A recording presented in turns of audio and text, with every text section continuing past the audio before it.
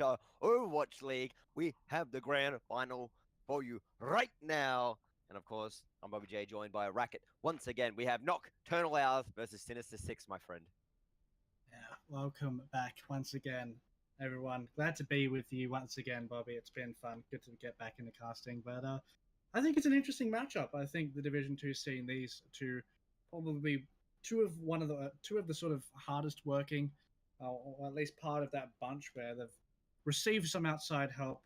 I know knockouts have changed a little bit with their roster at the moment, and Sinister Six have always been very consistent with their results. Of course, they have slotted in Bust there as well, which is, I think specifically within the Oceanic region, there's a lack of actual consistent main tanks, and it's good that they have got Bus in for this, because I think that he could perhaps even be a difference maker.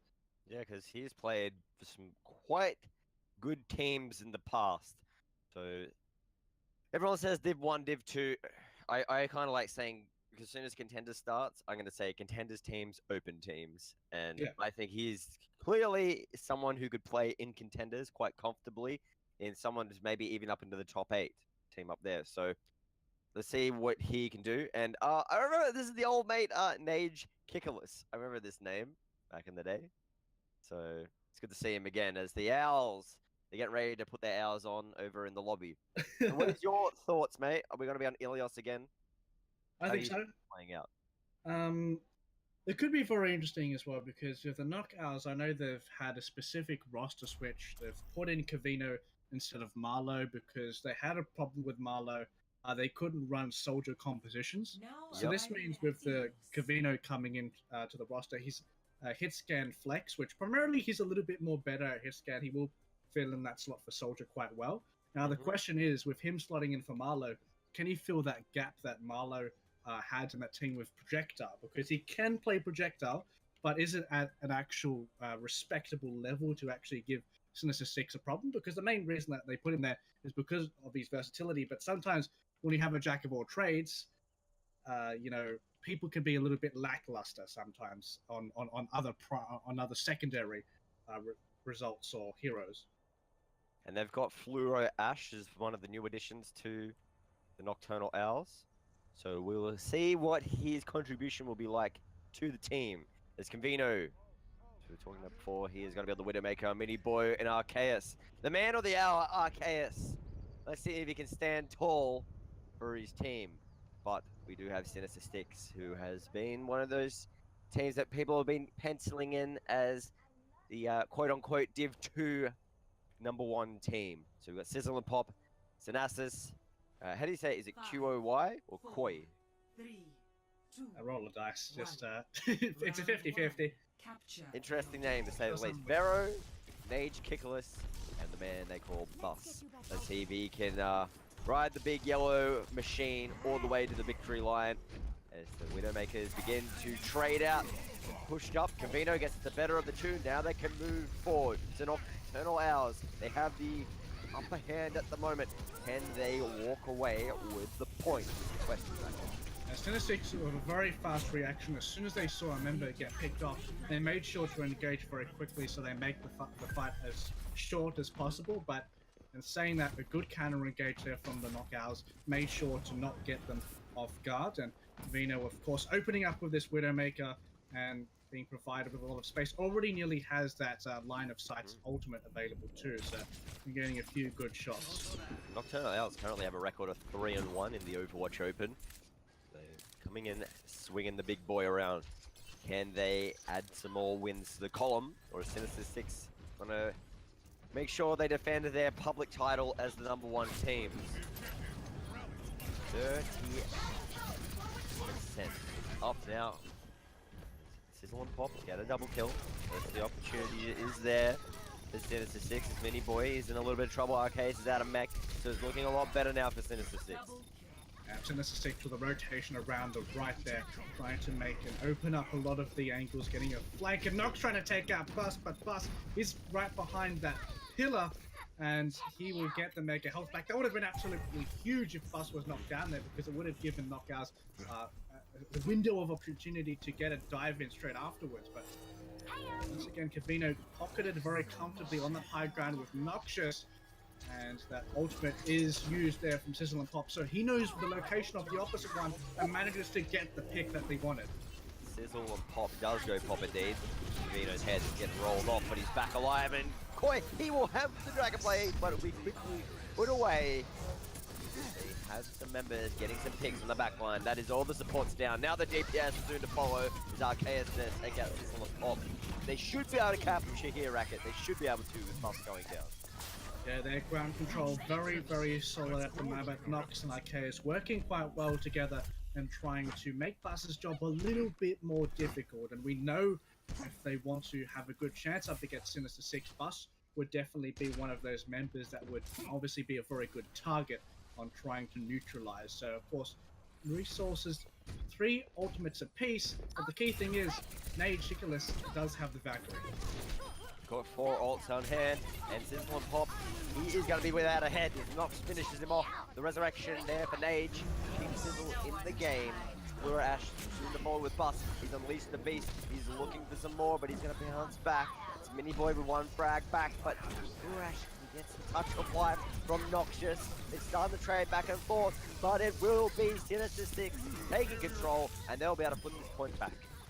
And say that Knockouts, they're in a pretty good position in at least only having to win 1 fight to get back. But in saying that, Bobby, for this next fight, the advantage is still in the favor of Sinister 6. They have 3 ticks next to their names and saying that they had to use Valkyrie. Their supply is now gone for that particular cooldown, and Noxious, of course, does have the advantage in that department. And the ultimates that they do have available aren't exactly premium as well. They're going to be used to mainly stall out the point if the fight does get onto it. Fluro, pick at the start. Mercy is dead. Nage Nicholas, the man, will be kicking to the curb as Noxious will soon follow. So they trade out the Mercies as Bus is the soon to follow. Koi gets the double kill, and they want to keep holding on because they can't let this one go over. It's at 99% for the Nocturnal Owls. As Arceus gets that kill, but he has to deal with the self-destruct. He's got to have to get out of the way. He can hit the thrusters, and he always gets Koi in his way, but he will be staggered, and they can just play with the corpse. Koi and Sizzle and Pop, good DPS synergy there in the background, really making sure the supports had a struggle on attempting to get the healing onto Arceus on that frontal sector of the point. And their Owls, they don't have much breathing room, and Buster takes that. He's going in for an early contest, but gets shredded immediately. Not too. He needs to get out of position and he needs to get back into the fight. It's at 99.99, but they do get a couple of picks. Sinister 6, but Noxious, he's there to pick up the corpses. Cavino is soon put back to rest by Sizzle, but Arceus comes in with that self-destruct on Nage. Will be that the tipping point? Is that what they need to keep moving forward? But Sizzle and Pop, he's still alive. He's still popping, but Nox, he finds the double kill, Racket. This is still an active fight onto point right now, but the post-bomb from Nox, that could really secure the deal on trying to capture this. Bus will now be eliminated, and the Nocturnal Owls, they get it finally, Bobby. And once again, the same story with last series on Ilios, already closely contested. Nox being the difference maker. When there is chaos ensuing, he's able to follow up, and he can get the picks needed once his tanks go in. So big credit there to Nox. They're going to have to shut him down, Racket. Well, he's doing very well at the moment. Nox on wood. So, don't want to jinx him there. But yeah, it's been quite close as well. I think specifically with this map as well, you're going to be looking at these pharmacy compositions. And I alluded to before, see how Cavino can really try to adapt to this new projectile play with Marlow, of course, being a substitute on the roster right now. And the Orisa composition, of course, is no surprise for these teams. And Arceus also newly learning the Roadhog as well. So I expect Vero to actually have the advantage in this department. One Lucio, that's going to be Fluor Ash whipping it out. And they've got Noxious on the Mercy. So Nox and Noxious, 2 boys. And that's a big halt by Mini. He consumes 2 members with the halt. And that should be the point already. Mini boy, you're a big boy after that one. The amount of value you just got after that halt. And it's going to be an absolute wonder for the team of Knockouts. Shot. Made by those with 4 legs. Oh, Hopefully that doesn't happen again for the side of Sinister 6. I mean, that's ridiculous value just off one cooldown, getting 2 members in there. But of course, they're already ready for the counter-attack. They're all rallying the troops. But a lot of harass coming in already. Yeah, they're using these holts quite nicely. He timed it as the shield was beginning to break, and they were able to punish them. Vero, he misses, and then be careful, the boop, he almost fell in, and that hold just misses again. That boop as well, Flura Ash doing a fantastic job getting in the back line. Just need to be careful of this soldier's tactical visor from Sizzle and Pop. And then Covino swoops in with a triple kill from the Rocket Barrage, and that will maintain the hold for the Nocturnal Hours racket. Good job there from Nocturnal Hours. As soon as that tactical visor came out from Sizzle and Pop, they knew exactly where he was, and you could see the pharmacy combo rotate towards the back of that of the fan there. But in saying that, as soon as that happens, Noxious does get picked off. But they did a good job in working around the terrain to neglect that tactical visor incoming. But in saying that, they don't have a Mercy available for this next fight. And look at this, blood is in the water right now. Arceus, you're going down, mate. He's banned from the village. He's banned from the village. No, but Vero, you're also banned. He flew Ash swoops in. He's there to back up his brother Arceus and hits the sound barrier. But that pulse bomb from Koi will find Flura Ash and send him down to the grave. But Noxious is still alive and swoops in for the double resurrection. So does Nage Kickless. He wants to be able to keep his team alive as well. And the Owls really want to stall this out, but I think they might have a little bit of a disadvantage. They're gathering up rather quickly. Of course, they now have their Farah and Mercy back into the fight, and they're getting peppered consistently by Sizzle and Pop. Covino was eliminated. See if they can get that resurrection off, though, but no one can hide from our sights. That means the Mercy is being threatened right now from the resurrection from Sizzle. They have to stand up, Sinister 6, because they have to push in. They've got 5%. They're still trying to wait for a couple of members to come back. But everyone is willing and ready to go. Arceus has the whole hog. And that hog, he goes just over the well, but they use the whole hog anyway. They bounce him away. Sorry, they don't use the whole hog, but they end up using the halt nonetheless, as Covino gets the kill on Sizzle and Pop. So they've got the 2-player advantage, and now they're trying to get into the back line. They have the whole hog to push through with Arceus. That should be enough bracket. I don't see Sinister 6 coming back. I was doing a good job there. There's a very big disconnect between the front line and the back line right now with Sinister 6. Koi was sort of out there by himself after realizing a lot of his members did end up falling very quickly, and they couldn't manage to find the picks that they wanted. Of course, they had a bit of a resource advantage in terms of Noxious didn't have that Resurrect available because he used it at the start of the fight to get Covino back online, but they didn't use that window very well on trying to collapse as soon as the Resurrection was activated. If you want to try, and they certainly had vision of it as well. So if you see the cast time with their Mercy, try to make sure that you can punish out. Of course, it's about 2 seconds of idle time for that particular hero. And with, especially with the Widowmaker as well, it's certainly very possible for that to happen. 3, 2, Points going to unlock.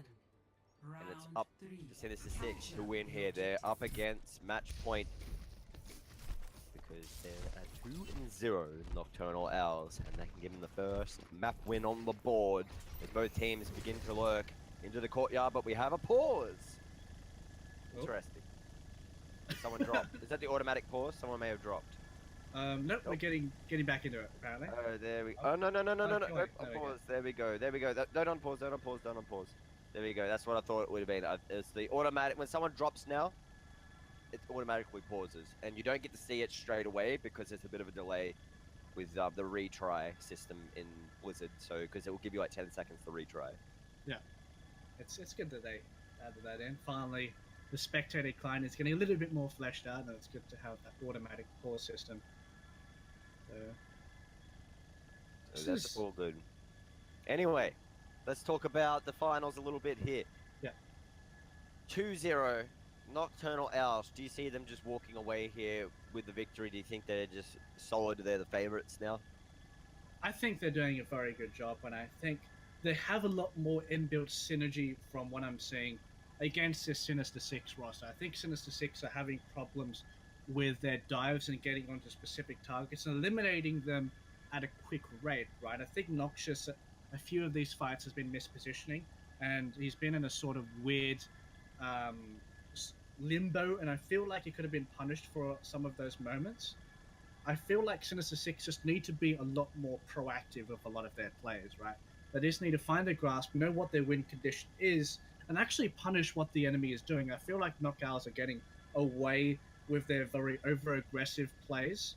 And if Sinister Six can really grab a grasp of what they want to actually achieve as a team, then they could have a better chance. Because Sinister Six, of course, they have been in this scene of the bubble for quite a while as well. So you can't discount their experience considering.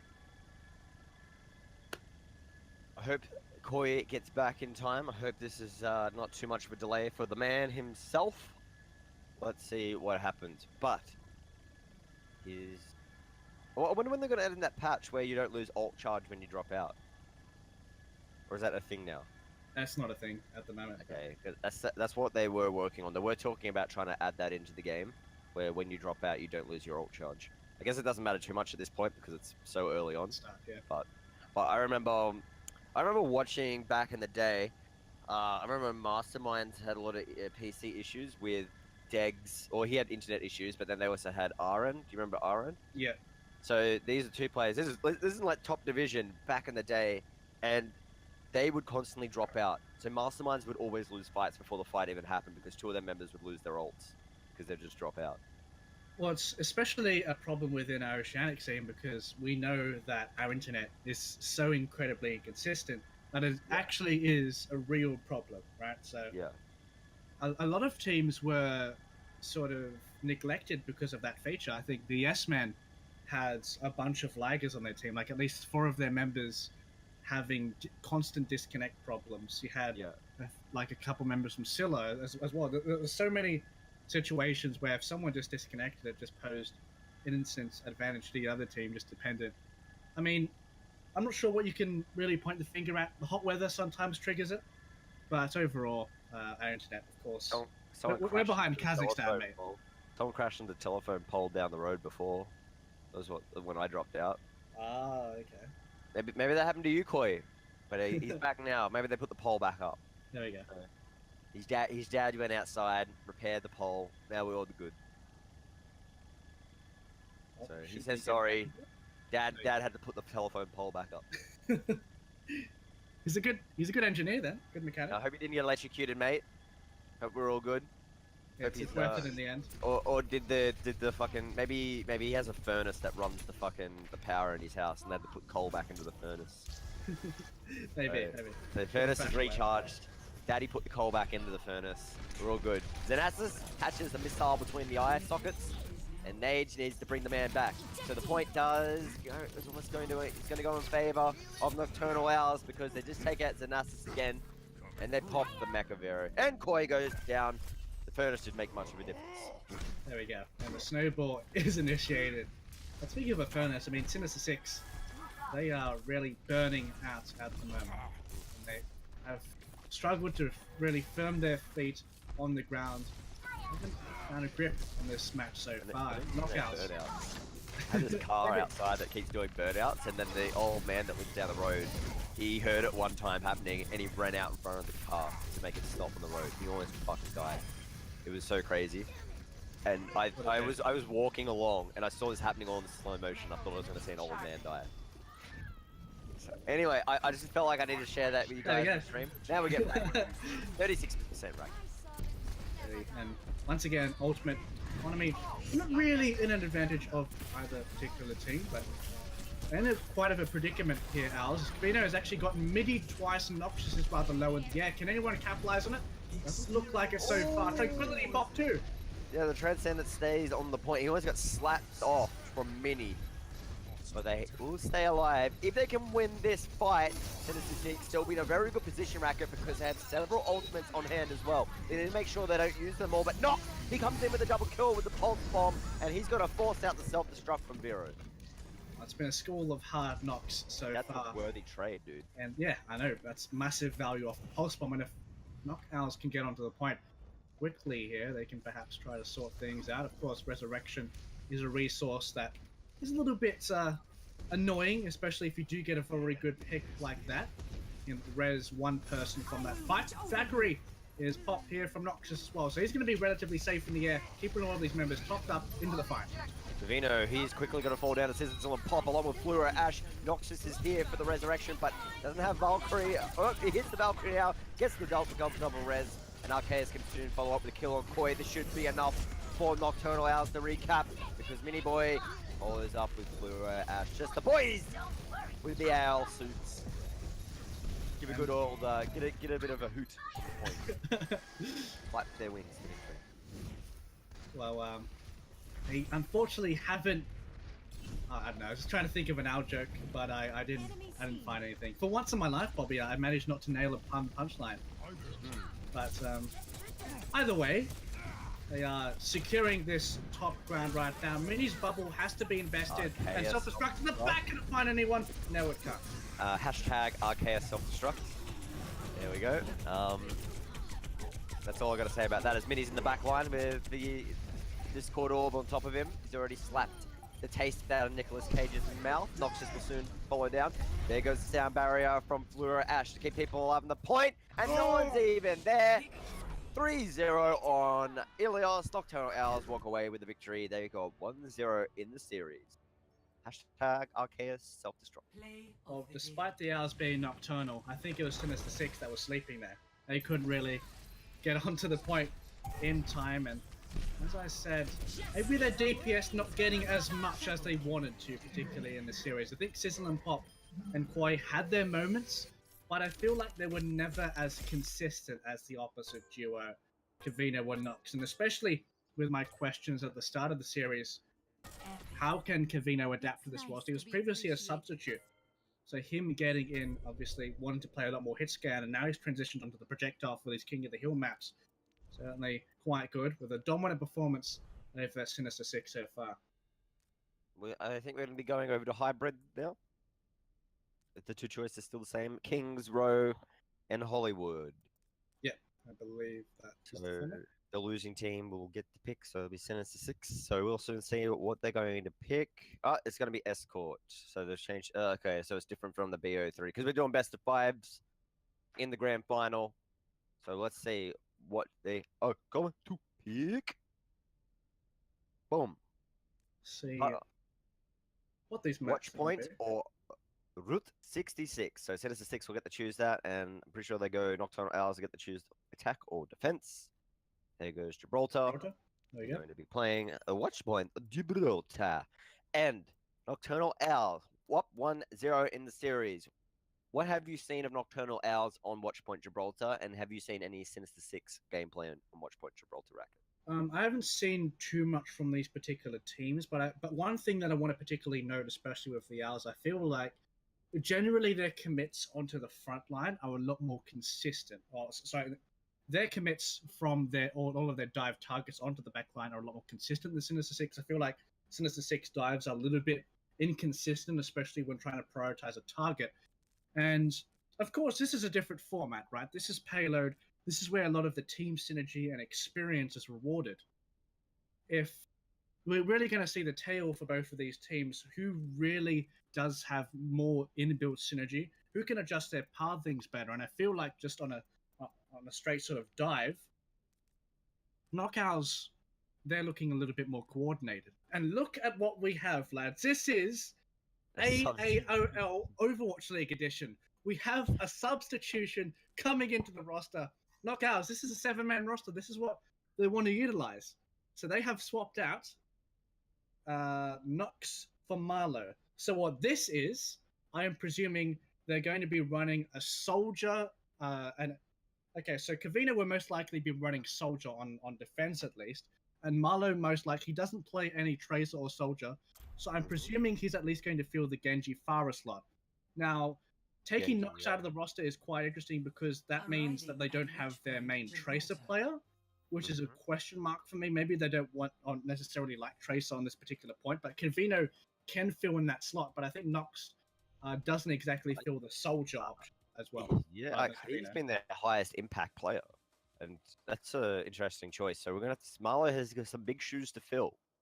And if we see the difference, this is where I want to see the difference with Nocturnal Owls. If they have a big difference in their gameplay and they can't perform at the same level they just did on Ilios, which was a 3-0.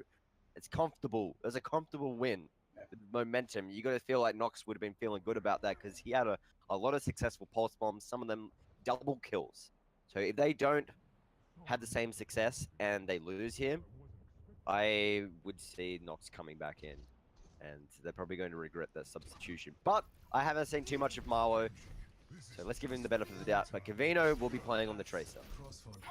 See how that does work out for them. Cavino isn't their primary Tracer substitute either. He usually interchanges with Marlo a lot. So this is a weird combination for me, right? Because these two usually aren't playing at the same time. So what this tells me, especially on defense, well, I thought they were going to play Soldier, but they're actually running for the Tracer Genji comp, which if you're doing that, why not just put NoC in? Maybe NoC is having a break or something, maybe having issues himself, but it could maybe lead to a different decision on attack. But Sizzle and Pop, once again, entering with this Widowmaker, and they don't have any information to see where Nocturnal Owls are, and the scouting on the side, now they see where they are. They're going for a very aggressive push. Oh, Arceus is there to stop the push. He gets a double kill. Cavino there to follow up.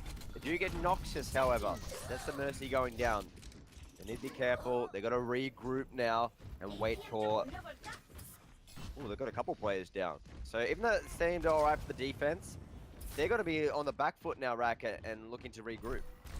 Well, that is the key word, right? Oh, Marlo goes down. And that is a very big stagger. Fleur managed to get out with his wall right, speed boost. But Noxious is playing with fire at the moment. It's glittering above that box. And those Widowmaker shots can prove to be quite deadly. So when Mercy gets down, support goes your defense. Yeah, you don't want to be staying in that Widow range, and they've got to get out of there.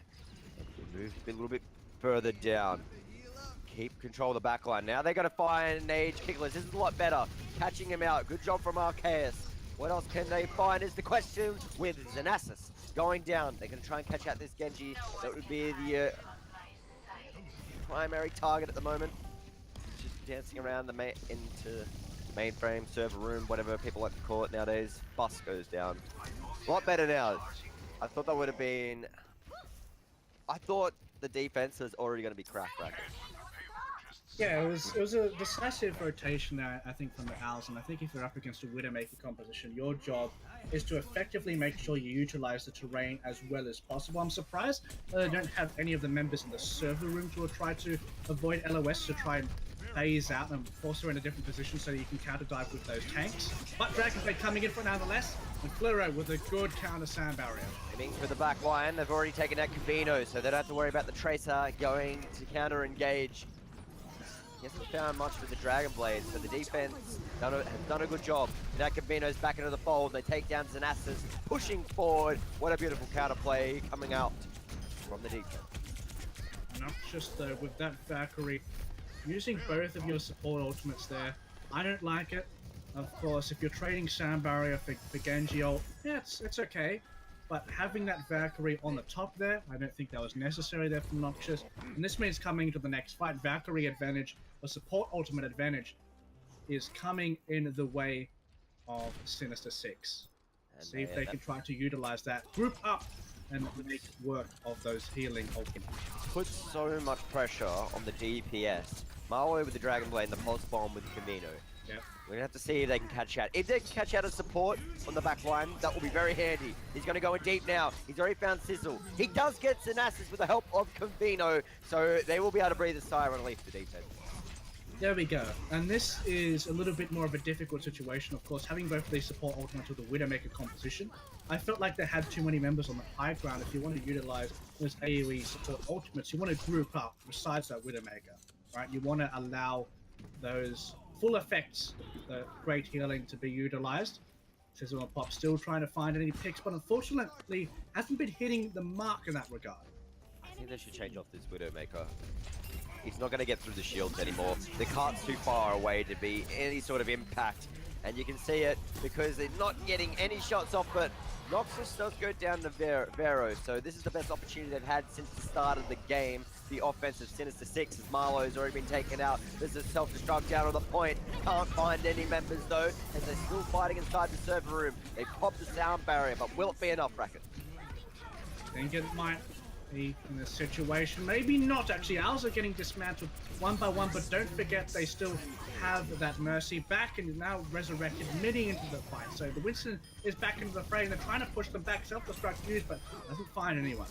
Gonna keep moving forward, marching forward. Mini Boy though, he's had enough of this. He gets a double kill, pops the Primal Rage. What play is coming out from the lead man of the Nocturnal Owls? The Winston going huge, and they've popped the mech of Vero. They can finish him off. He's so close to being low. Mini's all over him, finishes him off. Throws, melts him like butter in a deep fryer. He's got nothing left to give, and they can't stay on the cart. What a hold from the Nocturnal Owls. Wow, they managed to hold on there. Props there for Fleur with that standard barrier. Evaluating to use it at that time, making sure everyone is safe.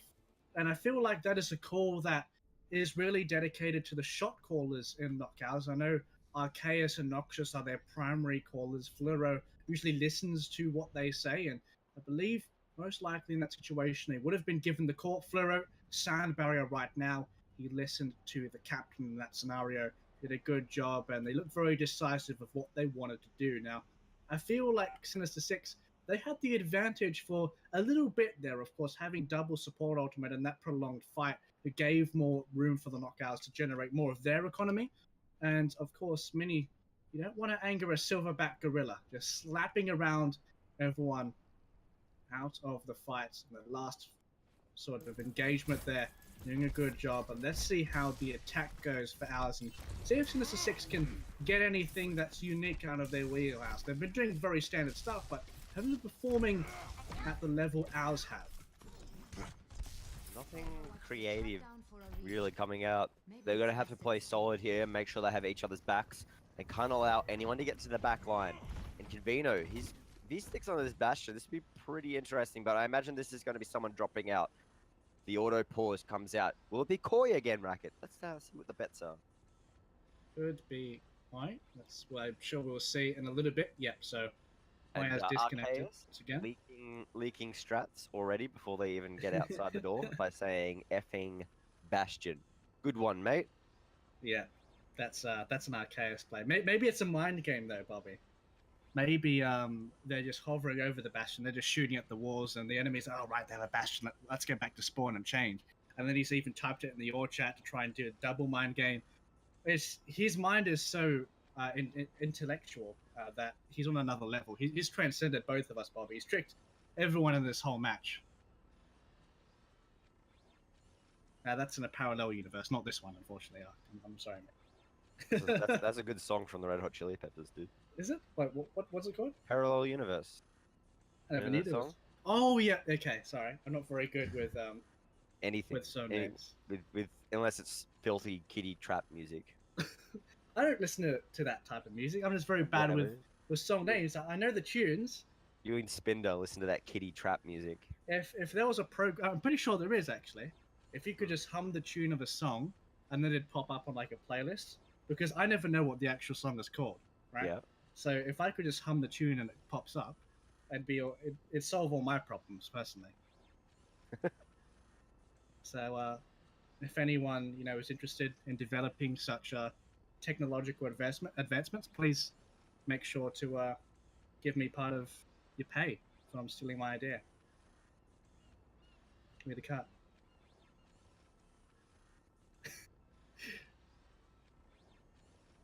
That app exists. Does it? Wow, it does. I might have to look at that after this map.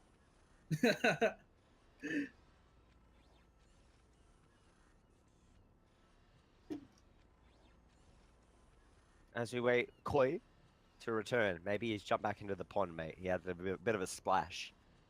Maybe he plays from a little inflatable pool in his room, and he has to fill it back up. Or someone else crashed into another telephone pole outside, and his dad has to put up another pole.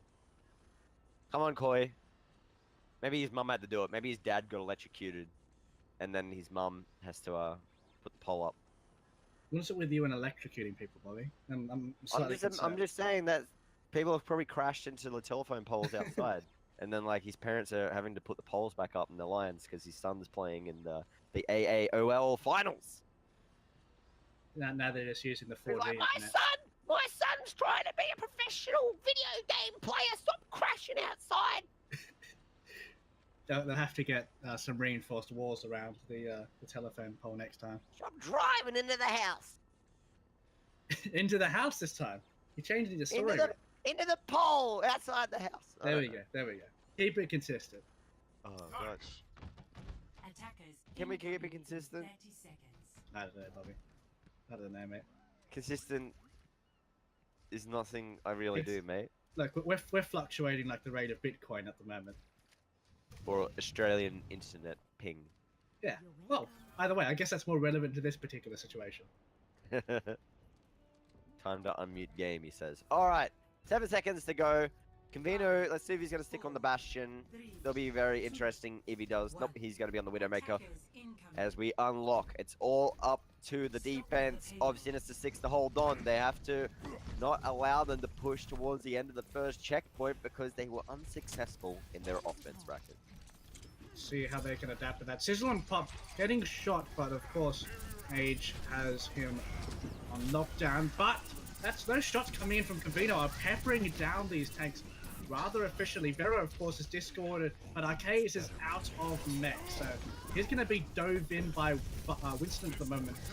Buster's looking to get him. Ooh, Arceus just backs away, needs to get that mech back up. So it's alright, but this look that can't push just up to halfway up the ramp. They're going to be forced to keep an eye on the escort now, especially if people dive over the top. They're trying to catch some members out. Arceus is up the top to keep people attracted to him as Cavino can get shots down at will, but they need to try and shut down the Widowmaker racket. Widowmaker, of course. Marlo is discorded at the moment, but the Valkyrie will keep him online. Yeah, it isn't, but both Valkyries have been used, and look at the way Sinister 6 are positioning, but they have now been phased out of the server room. Yeah, they've taken control of this. Nicely done from Nocturnal Owls. They have to deal with the Primal Rage. Winston is very close to getting down Ash, but Noxious with the Valkyrie keep people alive. Convino does go down to Sizzle and Pop. Can he find anyone else? Bus leaps on Fluoro Ash. Now they finally get some space to work with, and they can hold on the defense. 2 minutes and 20 seconds remain. Still plenty of time for the Owls to work with, of course, but Sizzle and Pop does have that tactical visor available, but no supports as well. No support ultimate. So this is going to give Marlo a lot more space to work with. This is going to give the option, of course, for the self-destruct ultimate to allow Marlo to have a lot more space. Transcendent, that's going to be awesome to use mid-fight as well to make sure that he will be topped up. A lot of ultimates on the cards from either side. The first one to be used would be Koi's Dragon Blade. You got the Transcendence as well for the defense. Can he hold on? What can they get with this? Oh, sorry, for the offense, Mini Boy counts down, and Marlo with the Dragon Blade finds one. He can also slash through to Buff. Arceus, he's trying to push this card along. They've kind of forgotten about it. It started going in reverse. Even though that the offense won the fight, they weren't on the escort. Yeah, a lot of them at the moment are trying to capture that high ground and make sure that once Sinister 6 come back, they don't have the opportunity to try and reinforce themselves up there, but they now have retreated. They're all back onto that payload. Marlo's harassing from the top in conjunction with Cavino, but Cavino's really low. He's going to be taken out. Yeah, that whole process was a little bit messy there with the escort, but they got to pounce in. They resurrect Cavino. Now they start to swarm around. They've got Nage, they've got Sizzle, and they bring Black Fluoro. They had the members here. It's all up to Noxious Owls to finish the fight.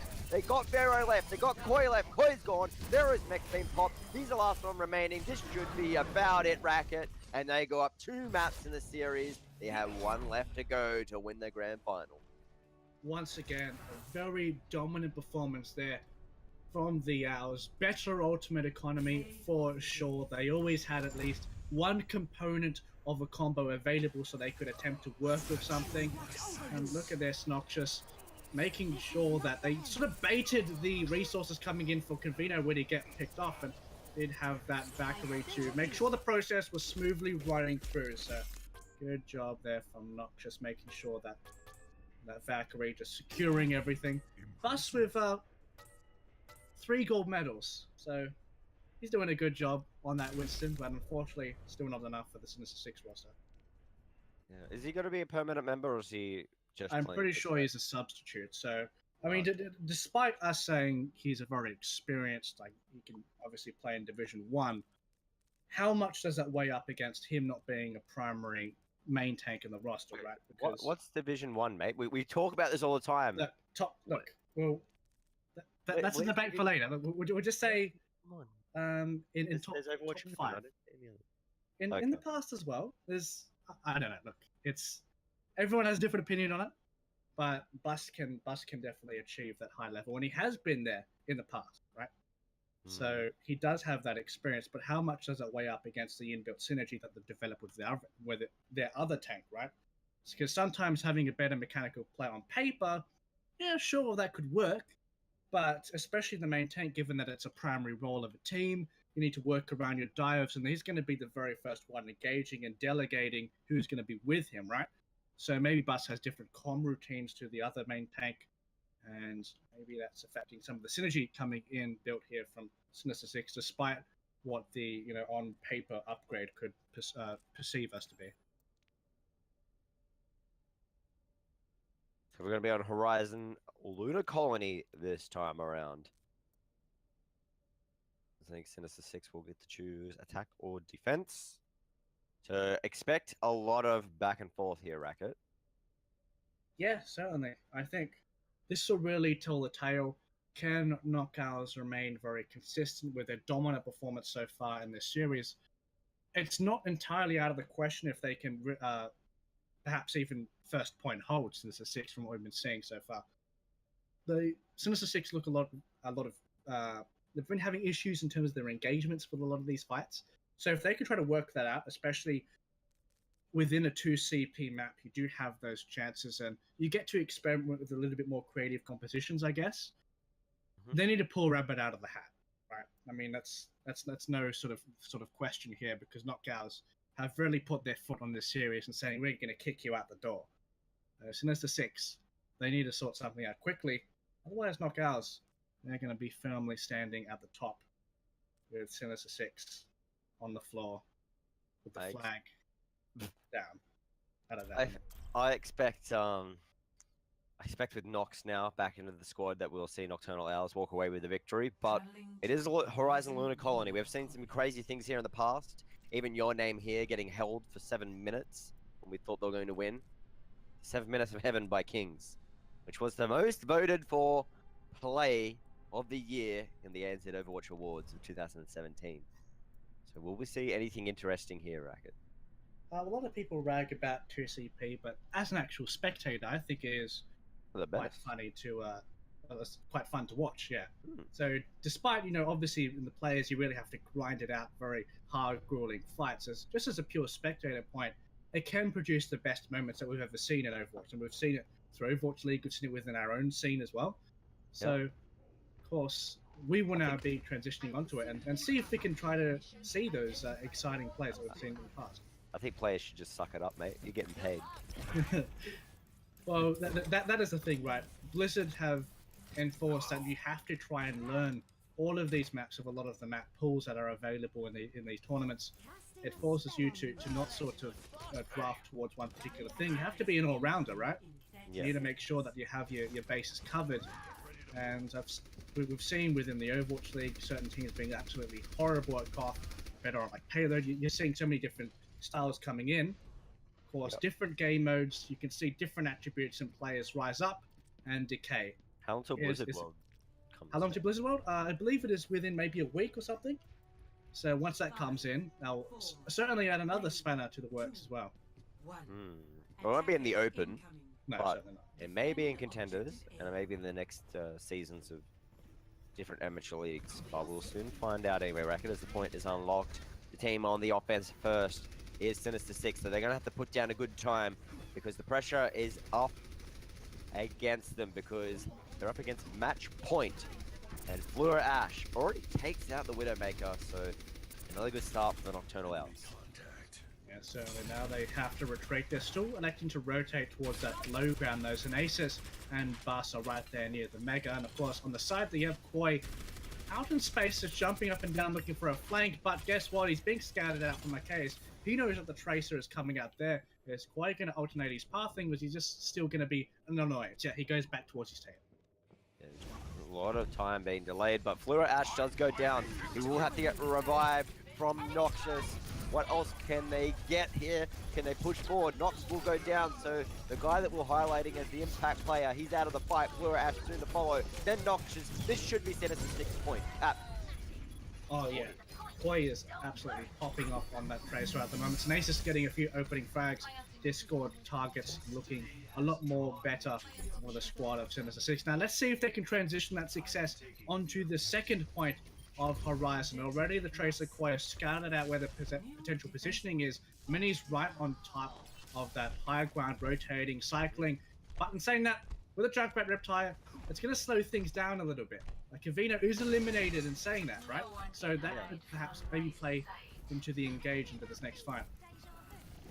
Koi just dancing around Arceus. He will get killed for his troubles. Sizzle on pop. Fleur Ash gets picked again at the start of another fight. That's not good for the man. It's Koi. He can be easily revived by Nage Kickless.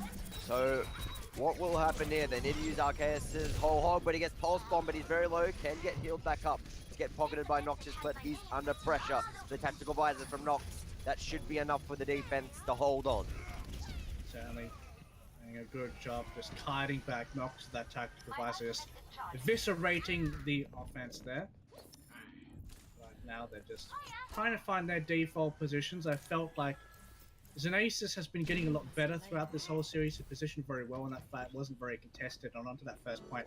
Certainly did a lot better. I felt like the start of the series wasn't really making too much of an impact play. Sizzle and pop. He gets a sizzle, pops Nox's head. This is an opportunity for them to come in. Yeah, they just need to be a little bit more careful here Nocturnal Hours. They're having players out of position. It's been Nox and it has been Fleur Ash this match. It opens up things for Sinister Six as they've got Sizzle and pop up on the higher ground, but he will be contested by Mini and he easily deals with him. Bus goes down as well. This should stop the push. Self-destruct sequence coming in from nowhere and blocks Fleur on the head like a Mario stomping on top of a Goomba. Oh, or a Gumba. Gumba. Smashing down them Gumbas as Mini. He's going to be quickly dispersed of. They have Nox, but he's under pressure. They begin to cap. And after that self-destruct, I thought the match was already going to be, or the push was already over, but they have Fleur Ash for the Transcendence. The hold on here for the defense.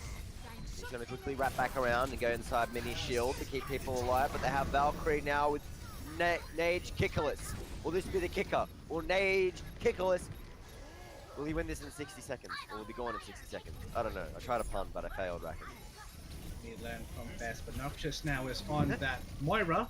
Obviously a very close range point, so they want to utilize those orbs very, very well. Kill feed is going for either side, but don't forget, QCP want to get to those kills very, very quickly. Defender's advantage. Nox once again cleaning up.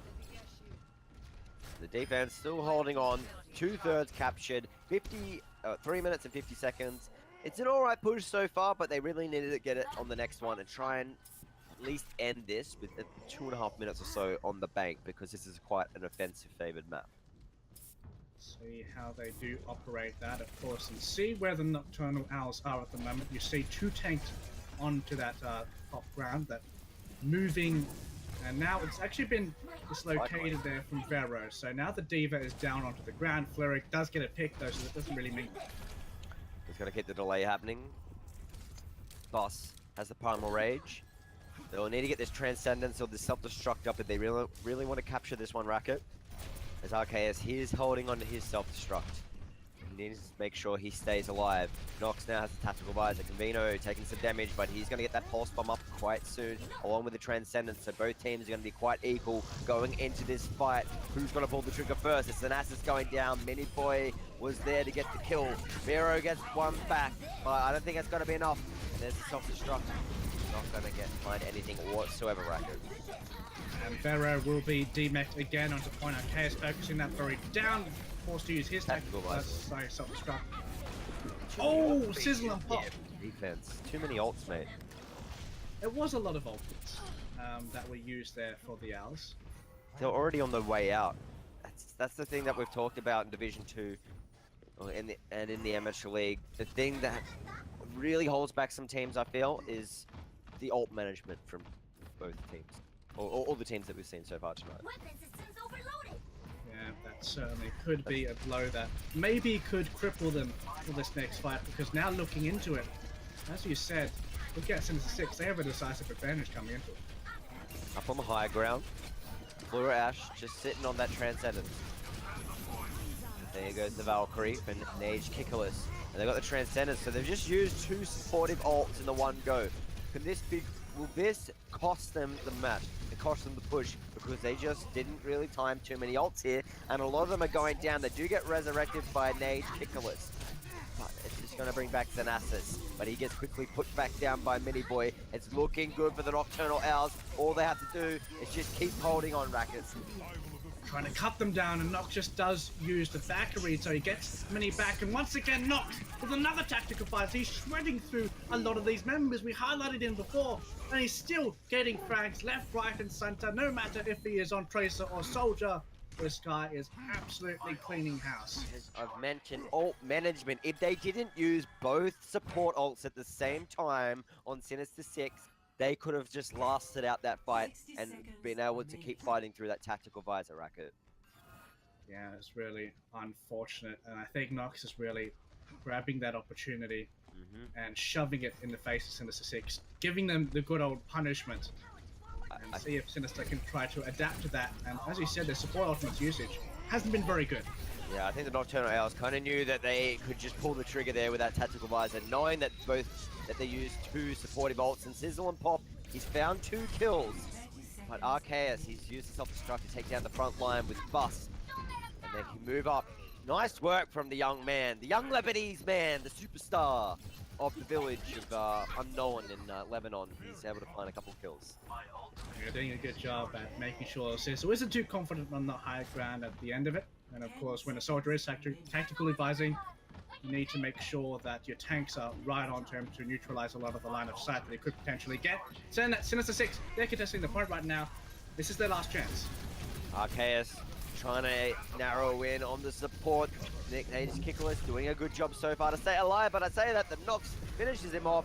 Both teams start the trade, but with the spawn point so much closer, it is starting to favor the defense as they start to come through, but there's a self-destruct on the point from Vero.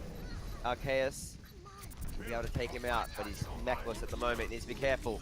Can't be reckless when you're mechless, mate. You got a Fleur Ash, finish this bust off, and that should be it on the point. Good hold there for Nocturnal Owls Racket. It's their game to win, their grand final to win. Switching sides. Certainly is. And I think that first push there from Sinister 6 showed that they do have the capability to push Nocturnal Owls when they're in form, when they know what to do, but they couldn't really transfer it onto that second point though, unfortunately. I feel like NoC Owls are just a little bit more consistent in that regard, and what is valued on 2CP, it is consistency. It's a team that does have better macro play. It is the team that can really shut down the opposition and punishing the mistakes, and that's exactly what we saw, because I don't think that support ultimates have been used particularly well from both teams in this scenario, but in saying that, NoC Owls are doing a better job at punishing the opposition Sinister 6 when they do misperform and use those support ultimates in a rather... I agree with that celebrity guest in the chat, Avril. 2CP brings out the best in teams to get to see who is the better of the two, because mistakes get highlighted very easy. So, and that's something that Sinister 6 can take back to the drawing board and see where they went wrong, because this is the biggest blowout, I feel. Oh no, I guess like Watchpoint was pretty much in favor of Nocturnal Owls, but this is where they could see where they've gone wrong with their ult management. Certainly, and that's the idea behind it, making sure that you improve from your mistakes. Adapting mid-series is also a trait that is very difficult to grasp for a lot of teams. And I think NoC Owls, as generally, have been doing a good job on that so far. They are in the driver's seat at the moment. They're attacking. This is their time to shine. Similar to the opposite roster in Sinister 6, they're running with this Widowmaker first point, looking to find kills. NoC with the Genji, scattering them about and giving Kavino the space. All they need is 90.8%, and they can walk away with the grand final victory, and then go on to defend their 3-1 record in the Overwatch Open this weekend. Push up on the right-hand side. Noxus already goes down. That may hold the brakes for the offensive push. Let's see what else they can do, Rapid. A little bit of a late rotation that went into 6, and Barrow is getting chunked down on that Diva very much, but in saying that, Genji did get eliminated as well. So right now they need to retreat. A lot of those members did get killed, and of course, not having a Mercy in the fight makes that engage look a lot more silly, doesn't it? Not having your primary healer, and as a result, RKS gets staggered as well, so that's not good news for the Owls. That makes things interesting because they've burned down already over a minute. Fleur Ash is close to the Transcendence. They just need to build up their ults and use this Transcendence racket, yeah? Yeah. See if they can try to get a pick, of course, as well. And right now they just completely wrecked Bus, and it forces the Valkyrie out from Nage. Yeah, they can just not even use ult here. They can claim this first Well, checkpoint. both support ultimates. But yeah, they've claimed a lot, and Sizzle and Pop. Is he gonna? Well, he's gonna go down. At least he's not gonna be able to waste that tactical visor. They can find Ash. They do. They get Kavino. So a breath of fresh air has been put into the lungs of Sinister 6. They get to hold on just a little bit longer.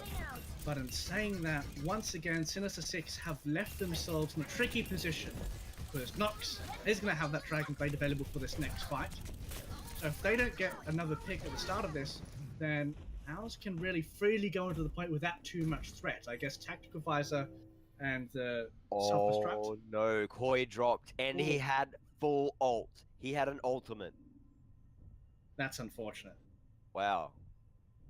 That could be devastating, because now they're going to go up against 3, potentially 4, or even 5 ults. So he's going to have to sort out his issues, because that could be what loses them the first point hold. That's devastating. Look, as unfortunate as it is, that still doesn't change the fact that last fight, the squad of knockouts managed to force a lot for not investing anything, right? Mm-hmm. So they just got pressured out. Bus ended up getting clipped by a headshot from Widowmaker and just got collapsed at the top. And as soon as you saw The that, tap. Nage, the tap, and as soon as you saw that, you see Nage just completely transfer himself from onto the low ground, has to pop Valkyrie to get up, and he had to force a resurrection. And on the other side, Xanasis is trapped in a room with Minnie in there. So he had to pop his Transcendence to survive. So two situations that sort of convoluted with each other and had to force both of them out at the same time. So having no support ultimates up against the Dragon Blade, Nox is going to be licking his lips once the engage starts.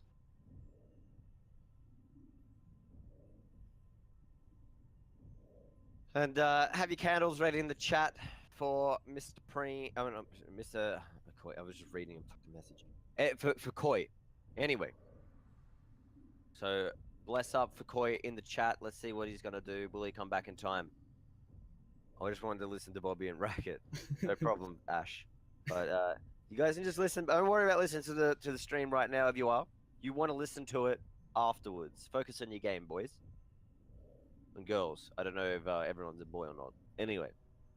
Koi, let's get him ready. Hopefully he is still sharp in the mind, and he's not going to let that disconnect get to him, because I know it can be frustrating if you keep DCing, because that's a DC every match so far. Yeah, and it's going to give Owls the space, isn't it? Because he's going to be back at spawn. Means that he has to travel all the way back to play. But in saying that, luckily for the squad of Sinister 6, Arceus has just been killed. So they won't have a D.Va mech at the start of this fight, and by the time Art gets back here, Play will actually be on the point too. Yeah, and he's Tracer, so he's going to get back pretty quick. Yeah. Don't need to worry about too much. He's so fast! He's a Vin Diesel. Bus. Sizzle and Pop. Vero. Fate of Sinister 6 rests on their shoulders. The ultra Sizzle and Pop had a good position with that tactical visor. Already takes down Noxious. He can butter up a couple more members. But Nox, he's dashed in. The Max Vero finishes him off with the Dragon Blade. Minnie's there with the Primal Rage, but he's going to go down to Koi.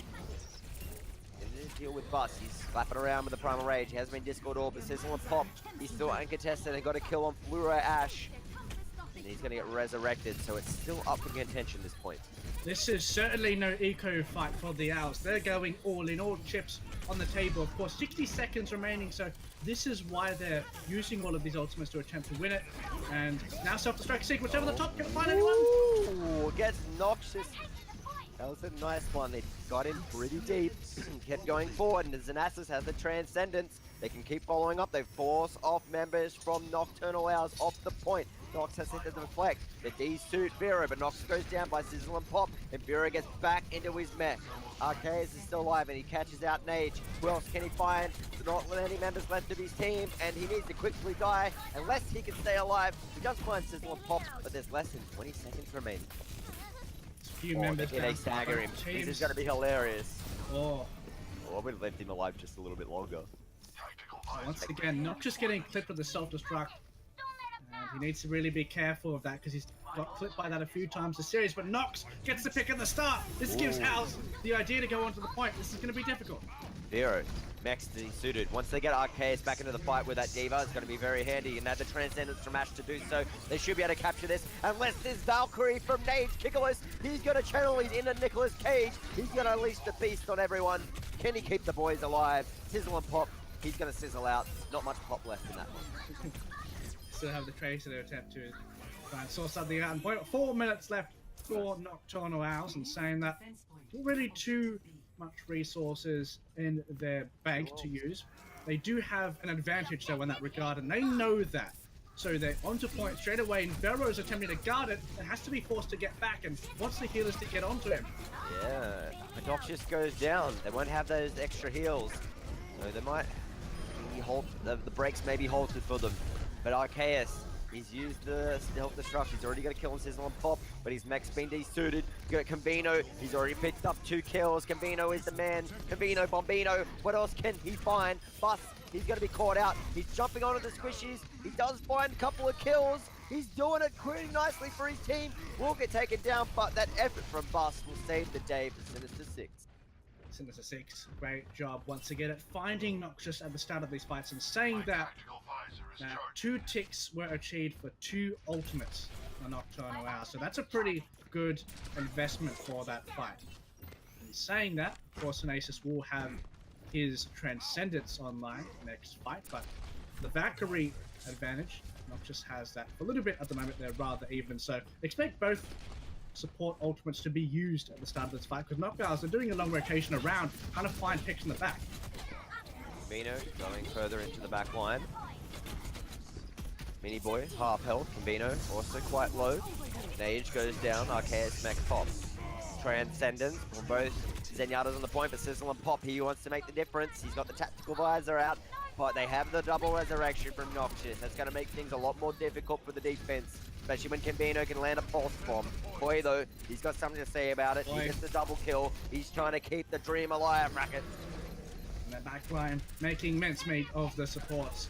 Doing a good job right there with Nox and Noxious, the 2 brothers in arms. They're going to have to retreat at the moment. Brothers of Destruction, pretty much. And me did have Primal Rage and managed to give Xanasis a little bit of a slap on the way out. They won't do anything, of course. 2 CPs, so the spawns are very close. But coming into this next fight, Valkyrie advantage for the side of Sinister 6. Not really too many ultimates to give the wink at for this next one, but the Valkyrie advantage certainly will play a big part. So Knockouts can get a real handle onto him at the start of the fight. Maybe that could help. Down. Sorry, Racket, I was going to say Koya's gone down. Yeah. And he was a big difference maker, but Fluoro Ash will follow suit. As both teams duke it out on top of the point, Sizzle and Pop still uncontested. They need to make sure they get to him. As Fluoro Ash is brought back into the fight, Jovino, he was the man doing a lot of damage. They throw down the shield right in front of the tactical visor from Sizzle and Pop, and why they've had their minds stuck to him, we had other minds, and that was the pulse bomb going off. Much better dive commitment there from Sinister 6. So far in this 2 CP, it looks like they've fleshed out a few of their problems already. Adaptions, Bus really making sure to keep Fluoro on track, really making it difficult for him to accumulate a consistent Transcendence time. See how they can push into this point. Of course, Noxious does have that available, but in saying that, Bobby, he's been clipped a few times when attempting to get into it. Better position for Xanasis, he's far back, but he's going to be forced back into the spawn point. But with the rotation coming up from Sizzle and Pop, get Mini Boy, he's resurrected. Cavino with the pulse bomb, self-destruct right down on the entranceway for the defense. Nothing made of it. Sinister still with Transcendence. Koi can catch Cavino out, making things difficult for the offense, but they can bring him back to life. There's the Transcendence for Fluoro Ash on the checkpoint. Tactical visor for NoC. Can he keep dishing out the pain? Vero's going to be desuited. RKS goes down. NoC, Fluoro Ash doing a good job. That's NoC. Racket, he's picked up a double kill. It contains victory. They're so close. They can do it. They take out the grand final with NoC. What a play. That was the man I was highlighting earlier. What an impact player. Well, who are you? The Owls come in. They are looking as confident as ever, taking out the squad of Sinister 6. And they really had a little bit of a struggle there in the end, I feel, Bobby. It's sort of, you saw Sinister 6 try to adapt their macro play and looking a lot more aggressive with their dives. Bus tried to keep a mark on Fluoro. But at the end, the pure Valkyrie just allowing everyone to dive, just a lot more decisive, I feel, especially Arceus coming into his own, peeling for the supports in that last fight, adapting because they knew that Bus was going to try and penetrate through there. So good job there from the Owls, and they take Sinister 6 with a clean series. My question is, can Nocturnal Owls bring this momentum over to tomorrow when they verse Witch Hunt? Because that'll be an interesting match to see, because both of them have similar records. So I think they're about both 3-2-ish. So someone's going to be able to advance and have a pretty good record, and that's going to allow them to have a good position going into the finals, leading up to trials, going into contenders. So congratulations to your Australian Amateur Overwatch League champions, Nocturnal Owls, as Sinister 6. They take second place. So it was a good match. It's on Horizon. It was a lot closer than what we saw on Watch Point and Ilios, which was clearly favoring Nocturnal Owls. The practice is paying off for them. Yeah, certainly. I felt like the adaptions really came through, and specifically what I'm interested in with tomorrow's matchup is to see which roster knockouts field. Of course, we've seen a little bit of versatility throughout the series, and we don't even see this with the sort of upper end of our scene as well, like transitioning different players. I know Darksider, they used to put Locus in with Tracer on some maps for modified. So it's good to see that these guys are adding a little bit of an extension of theory into their play and really adjusting their macro play and having their 7-man roster to utilize it. I think with Sinister 6, the main thing they need to look at is their ultimate rotations, because that's where their big mistakes were. There's nothing to say, like, the mechanics of their team, like, wasn't bad at all. Like, Koi, he was fine. He had a lot of internet issues. Maybe if he didn't drop and they had that extra ultimate, they wouldn't have given up the first point. Yeah. Because they were very close to holding on to that. So that was also a factor as well, was his internet issues, because he constantly lost ult charge. Each map he dropped out, there was a DC from him. So that's a big swing of advantage going over to Nocturnal Owls, and someone loses their ult charge for free. Yeah, that truly is unfortunate, but it is, of course, you can't control it. That's what there's a lot of Australian players do. They just DC randomly because of how bad our internet is. But in saying that, if you're especially looking at the VODs, they did have certainly some bright spots. Yeah. And if you're looking at it, you want to make sure to have those bright spots more often. What did you do correctly in that certain play? And I think Sinister 6 have the stuff and they have the players to really evaluate what they did wrong. So they certainly didn't get dumpstered by Nocturnal Owls because they did have their time with the sun in this series as well. So if they can try to highlight those moments and bring forward them a lot more often, then I can see them being a stronger team in the future. Well, we'll end things off there. Congratulations to Nocturnal Owls. I hope your team, I hope all you guys look back on the VODs and kind of, we tried to say where like things we felt went wrong, something that's not too harsh to say on a stream. So we only say those things not because we want to shit on you, but because we want to let you guys listen back and see where things went wrong. Which the main thing was just ult management. Everything else seemed like fairly normal to me. Like I didn't see like positioning and stuff is not for like casters to talk about, I feel. Well, not for me anyway. All right. anything you want to say, mate? You want to give a shout out? What you did Yep. to thing? You did to YouTube. Yep. So feel free to hop on my YouTube channel. I guess it is a sort of well, my most recent video was Division 2 in brackets. My notice to you. So just a summary. Especially, it's good to see a lot of these teams really stick together, and a lot more teams developing in the scene. And one of my main points in that video was to just stick through to the end, especially if you have a tournament. And for fellow tournament organizers, it's very, very enticing if they see growth in the scene, if people are looking a lot more nourished rather than just sort of people exiling themselves. So just make sure, especially with the AAOL, just to stick through and sort things out that way. Cool. That's going to be it from us. Thank you very much to Tate, who did all the production for us. So massive shout out for him. Please give him your thank yous and send him some DMs. Other than that, thank you very much, guys. We'll see you next season. Peace.